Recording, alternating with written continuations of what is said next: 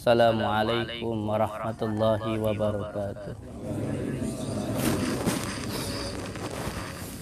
Anak-anakku semuanya, di malam ini panjenengan semuanya Abah ajak untuk bertafakur, berdiam diri. Tafakur itu artinya adalah berdiam diri. Sebelum diri kita benar-benar didiamkan oleh Allah Subhanahu wa Ta'ala, sudah tidak bisa bergerak sama sekali. Oleh sebab itu, ketika kita masih diberikan kesempatan oleh Allah Subhanahu wa Ta'ala untuk berdiam diri, memasrahkan semuanya kepada Allah, bukan menuhankan diri kita sendiri, maka Abah minta panjenengan melakukan ini. Berdiam diri, duduk langsung di tanah, supaya kita bisa belajar wataknya tanah. Tanah itu wataknya adalah kabumian atau kesabaran, karena sabar adalah kekuatan yang terbesar yang diberikan Allah kepada diri kita. Kita sebagai seorang hamba yang mana kita itu dihidupkan oleh Allah untuk menjadi seorang wayang yang siap untuk menjalankan semua alur cerita yang diberikan Allah kepada diri kita. Ketika kita diberikan sebuah kesusahan, kita harus siap. Dan ketika kita diberikan ujian, kita pun juga harus siap. Karena ujian dan juga kesengsaraan itu semuanya adalah pemberian dari Allah Subhanahu wa Ta'ala. Tidak ada di dunia ini sesuatu hal yang terjadi tanpa atas dasar qadratullahnya Allah. Apapun yang terjadi di dalam hidup kita ini sudah menjadi qadratullahnya Allah. Alhamdulillah kita diberikan ujian, berarti Allah masih sayang kepada diri kita. Untuk anak-anakku, belajar tentang kabumian atau belajar wataknya bumi tidak hanya cukup dengan nyeker, tidak pakai sandal. Ini hanya sebuah tata cara, metode saja. Tetapi yang paling penting adalah perbuatannya. Yang paling penting adalah tingkah lakunya, andap asornya, sopan santunnya, dan tentunya adalah kemanfaatan kita untuk orang lain. Apapun yang bisa kita lakukan, asalkan itu bisa bermanfaat untuk orang lain, terus lakukan. Walaupun ketika melakukan kebaikan itu akan ada ujiannya. Oleh sebab itu, ketika kita melakukan sesuatu kebaikan, harus disertai dengan keikhlasan dan juga harus disertai dengan kesabaran. Karena ketika berbuat baik tetapi tidak disertai dengan keikhlasan, tidak disertai dengan kesabaran, maka ini akan menjadi sesuatu hal yang sia-sia. Yang paling penting seperti yang menjadi fondasi utama di dalam padepokan. Nggih, barakallah, alhamdulillah sehat nggih. 5 fondasi utama padepokan. Yang pertama, berpegang teguh kepada tali Allah, yaitu menjalankan sholat. Yang kedua, mengamalkan sholawat. Yang ketiga, berbakti kepada orang tua. Yang keempat, baik kepada sesama. Dan yang kelima, cinta kepada negara. Jadi kelima hal ini adalah 5 pilar padepokan. Seperti yang ada di negara kita lah, itu dengan etika dan juga dengan penuh tanggung jawab, itu aja. Nggih. Ini untuk subscriber lover saya dimanapun berada, jangan pernah terkotori dari kotoran dari orang, dan jangan pernah membalas cacian orang lain yang mencaci diri kita. Ada banyak hikmah yang bisa kita dapatkan, bahwa ketika tanaman itu pengen subur juga harus rela untuk disirami kotoran kan gitu. Pokoknya apapun yang diberikan Allah, yang diberikan kepada kita itu ya terbaik untuk diri kita. Saya jujur sangat bahagia dengan adanya masalah ini, karena saya pun sudah sering berkata berkali-kali di setiap hari saya, setiap konten saya mengatakan kalau saya itu tidak bisa apa-apa loh gitu. Panjenengan itu datang ke sini, yuk kita itu berdoa bersama-sama. Nanti kalau diijabah ya kasih sayang Allah, kalau belum ya kita berarti diminta untuk terus berdoa kan begitu. Nah, dengan adanya kejadian seperti ini, saya malah lebih senang, karena nanti yang datang ke sini nggak lagi menganggap saya itu sakti gitu, tidak lagi mengharapkan ini dan itu, dan tidak menganggap saya punya ini dan punya itu. Jadi benar-benar ke sini niat untuk menyambungkan silaturahmi, dan bukan karena ada apa-apanya, tapi karena cinta apa adanya. Itu saja yang alhamdulillah saya banyak-banyak terima kasih lah ini untuk Bang Awai, Masya Allah, guru luar biasa ya. Ada uang di situ. Untuk semua saudara-saudaraku, subscriber, lover dimanapun berada, selalu berpegang teguh kepada tali Allah, jalankan sholat, amalkan sholawat, berbakti kepada kedua orang tua, baik kepada sesama, dan cinta kepada negara. Karena hidup kita ke depan itu tergantung bagaimana kita ke orang tua kita. Kalau ke orang tua kita baik, maka hidup kita akan baik. Tapi kalau kepada kedua orang tua kita durhaka, maka hidup kita juga akan sengsara. Dan doa yang paling mustajab itu dari orang tua kita, bukan dari dukun atau dari manapun. Jadi jangan minta pertolongan kepada dukun, tapi minta doalah dari orang tua kita. Nah, untuk semua saudaraku, jangan pernah tinggalkan sholat, jangan pernah lalai mengamalkan sholawat, dan selalu berbakti kepada orang tua, baik kepada sesama dan cinta kepada negara. Alhamdulillahirabbil alamin. Saudara-saudaraku semuanya, alhamdulillah.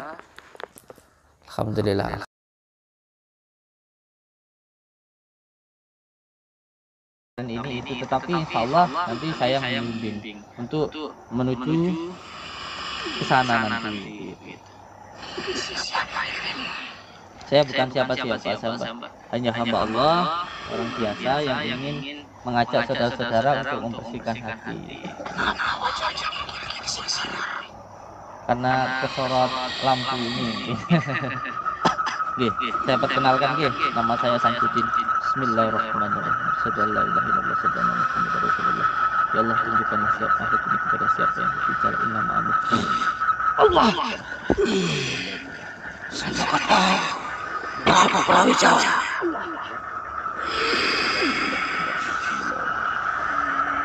Assalamualaikum.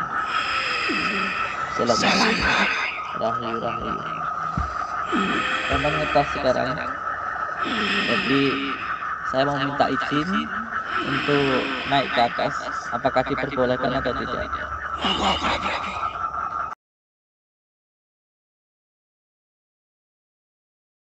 Masa sakit, masa kesehatan. Ya. Cek. Kulit adil ngono. Aja melem dulu. Ini jatuh. Kurang basah.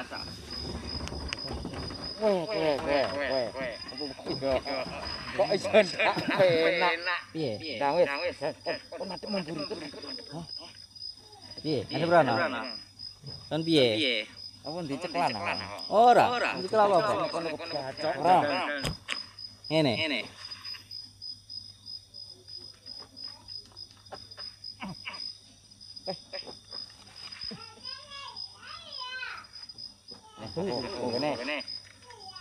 Iya.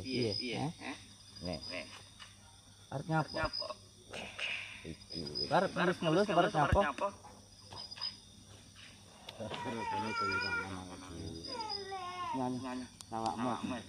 Piye? Arep pripun malih? Arep mbok tusuk. Ndang. Ben puas kon. Lek napa ya? Ya ora apa. Ben puas sampean iku. Wis kersane Gusti Allah menae. Selamat insyaallah. Nggak pengen kok. Sik. Kira hukum tenan to. Dan hukum lho iki.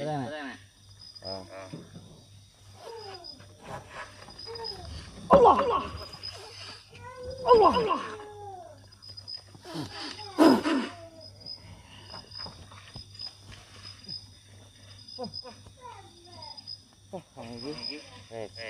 Wong iki katoke lak kaya ade kebet kan.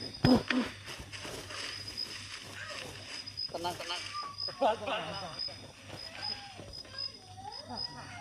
Aneh iki. Wis. Enggak. Wis cukup. Cukup.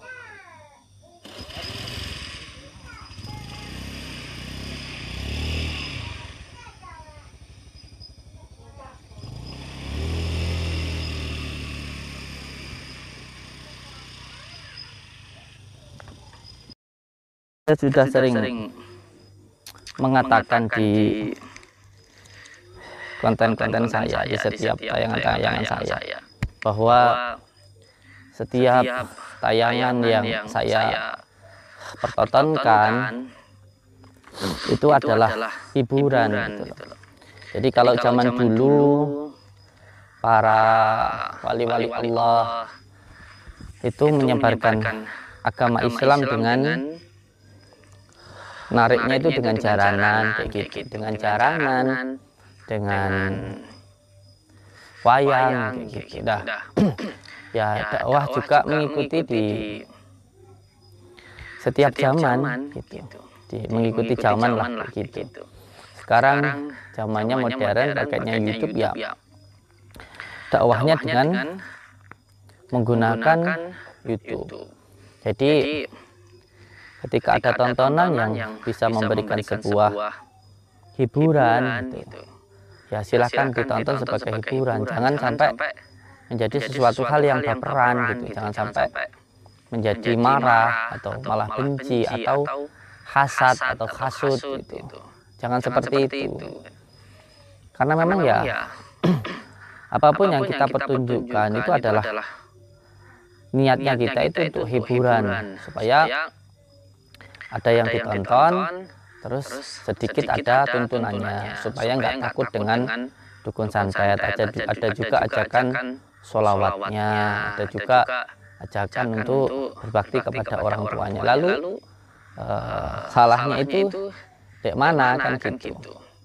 Jadi saya harap untuk semua saudara-saudaraku dimanapun berada, jangan sampai baperan, jangan sampai marah ataupun benci gitu.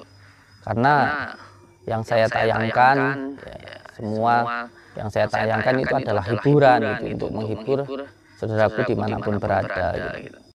Tenang terus jadi marah sendiri gitu kan lucu gitu. Dan saya yakin setiap kebenaran pasti akan nanti pada akhirnya juga akan terbukti gitu. Nanti suatu saat juga pasti akhirnya akan terkuak sendiri gitu. Seperti saat ini pun insya Allah juga sudah mulai kelihatan lah gitu. Apa sih yang sebenarnya terjadi kayak gitu. Kenapa saya hanya memberikan sebuah tontonan yang memberikan sebuah edukasi ataupun ajakan untuk bersolawat, dikatakan dukun, dikatakan bid'ah dan sebagainya. Ini kan sudah merambah kemana-mana gitu, sampai ke dalam kitabnya gitu, mengatakan kitab sihir, dan sampai mengatakan dukun lah. Yang dukun itu yang bagaimana gitu loh. Sedangkan saya antara konten dan ruqyah itu pun juga sudah berbeda gitu. ketika ruqyah ya kita ambilkan dari kitab Al-Azkar An-Nawawiyah. Di situ yang kita ajak pertama, kita ajak untuk bersyahadat, yaitu menumbuhkan rasa kesadaran ketuhanan di dalam diri kita. Terus setelah itu diajak untuk bersolawat, menyambungkan rasa cinta kepada baginda Rasulullah SAW. Karena setiap doa apabila tidak diawali dan diakhiri dengan sholawat tidak akan pernah sampai kepada Allah. Bahkan sholat sendiri pun juga kalau tidak ada sholawatnya juga tidak akan diterima oleh Allah gitu. Nah, setelah membaca sholawat lalu bersama-sama diajak untuk membaca hamdalah, alhamdulillah, untuk menumbuhkan rasa syukur di dalam diri gitu. Karena seseorang itu insya Allah nggak akan gampang terkena penyakit, bahkan sihir pun juga tidak akan masuk insya Allah ke dalam diri seseorang. Yang penting di dalam hatinya itu tidak mudah marah, tidak mudah was-was, dan juga tidak mudah sedih. Nah, supaya tidak mudah marah, tidak mudah sedih, dan tidak mudah was-was itu diajak untuk selalu bersyukur. Nah, supaya bersyukur maka dia harus selalu ingat kepada Allah. Supaya ingat maka harus berzikir. Nah, supaya berzikir, supaya terus berzikir ya, itu ada amalannya gitu. Makanya kita ambilkan dari kitab Al-Azkar An-Nawawiyah, yaitu yang pertama syahadat, sholawat, membaca hamdalah, terus setelah itu membaca doa. Nah, baru setelah itu ditutup dengan surat Yasin yang terakhir. Nah, ketika kita menggunakan asma-asma Allah, intinya kita kembali ke hitah, menggunakan Al-Quran untuk obat. Kita ada yang datang untuk obat. Lalu ini namanya juga jalan. Nah, untuk obat kita yakin kalau Al-Quran itu adalah sifat, adalah obat. Lalu ketika kita doakan dengan Al-Quran dikatakan dukun, kan ada apa gitu loh. Apalagi sampai membitah-bitahkan amalan yang ada di pondok kita itu.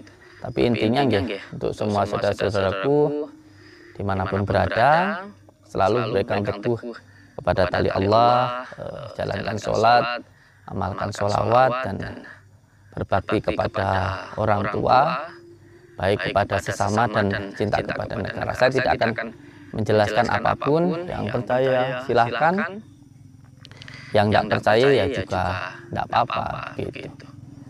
Oke, semua saudaraku, alhamdulillahirabbil alamin. Oke, ada orang lagi. Assalamualaikum warahmatullahi wabarakatuh.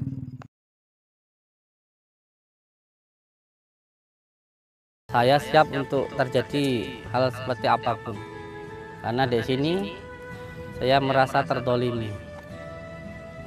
Dan yang jelas untuk anak-anakku, jangan ada satupun yang terprovokasi atau melakukan tindakan apapun. Bahkan ketika mereka mau membakar, silahkan dibakar. Mereka ingin menghancurkan, dilihat saja. Semuanya ada proses hukumnya. Tidak ada satu hal pun yang perlu untuk dilawan. Saya tidak, sumpah demi Allah, tidak mengizinkan satu santri saya pun untuk membalas, apalagi sampai bersikap anarkis. Biarkan mereka. Harta semuanya, bangunan itu milik Allah, bukan milik kita. Saya demi Allah, kalaupun saya harus miskin saya siap. Walaupun saya mati saya siap. Tetapi santri tidak boleh ikut campur masalah ini. Santri harus tetap santri. Dibantu dulu, dibantu dulu, nggak apa-apa. Dan nggak apa-apa. Dudukkan dulu, didudukkan dulu. Santri ya tugasnya hanya mengaji.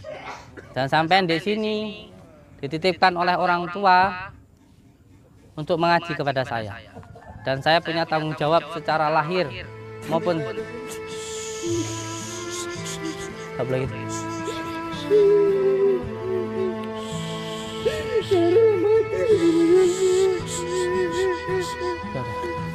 Udah.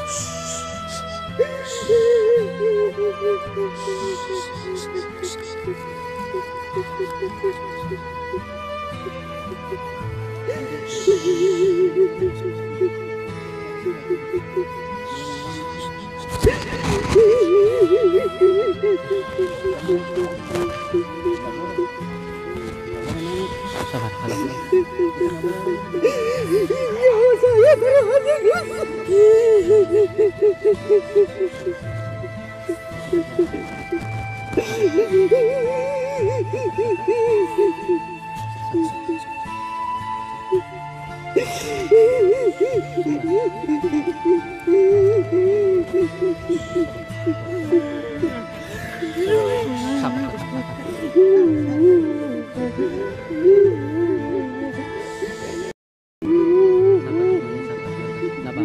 Nggak akan terjadi apa-apa.